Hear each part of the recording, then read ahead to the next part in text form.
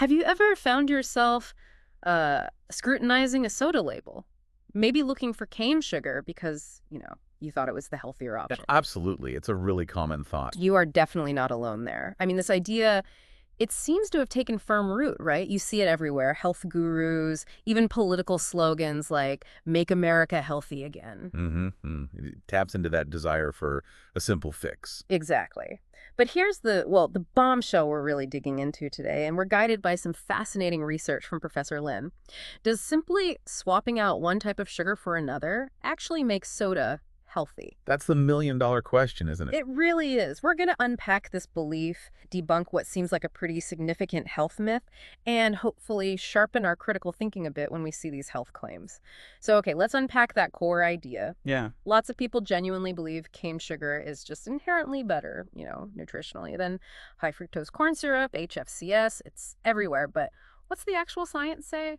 Like, metabolically. Yeah, this is where it gets really interesting. It's often misunderstood.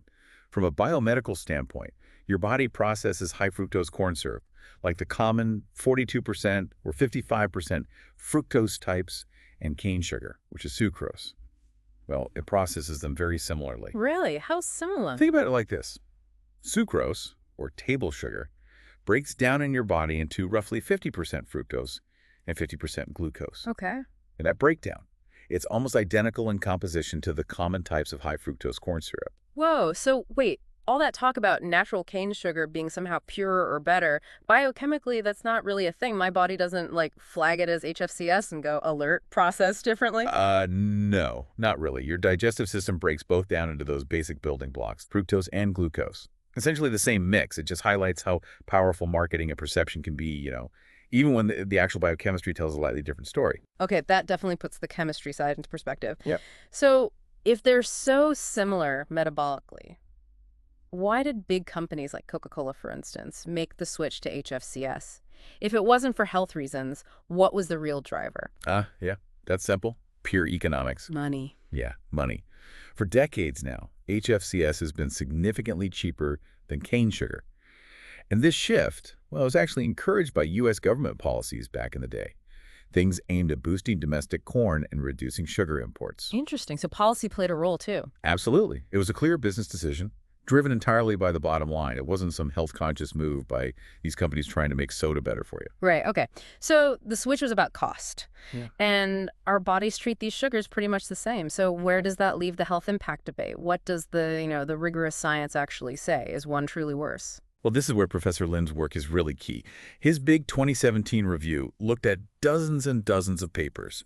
And that review, along with statements from the U.S. FDA, found basically no sufficient evidence that HFCS was inherently more dangerous or led to metabolic diseases more easily than regular sugar, sucrose. No sufficient evidence. Okay. And that wasn't just a one-off finding. There was a really robust meta-analysis in 2022. That means they combined data from lots of studies. Right, pooling the data. Exactly. And it confirmed this across 11 key health markers, things like weight, BMI, blood pressure, cholesterol, you name it. No significant difference found between HFCS and sucrose consumption. 11 indicators. Wow. So no difference at all. I feel like I've heard maybe something about inflammation. Was there anything there? You're probably thinking of C-reactive protein, CRP. It's a general marker for inflammation. Yeah, that sounds familiar. And yes, that meta-analysis did briefly note a sort of minor link between HFCS and slightly elevated CRP in some specific situations. But importantly, the connection wasn't deemed clinically significant. It didn't change the overall conclusion. Clinically significant, meaning not enough to really matter for overall health outcomes. Precisely. As Yeah. Professor Lin, and frankly many prominent cardiologists would say, their overall health impact is, well, it's pretty much the same. So this whole deep dive, it really highlights something crucial, doesn't it? Just swapping one sugar for another.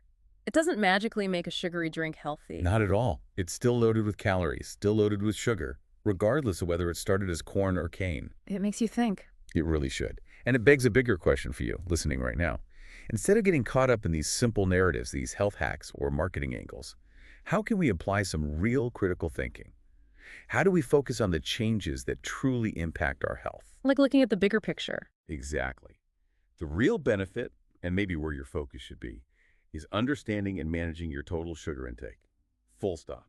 Not getting bogged down in arguments about its specific source.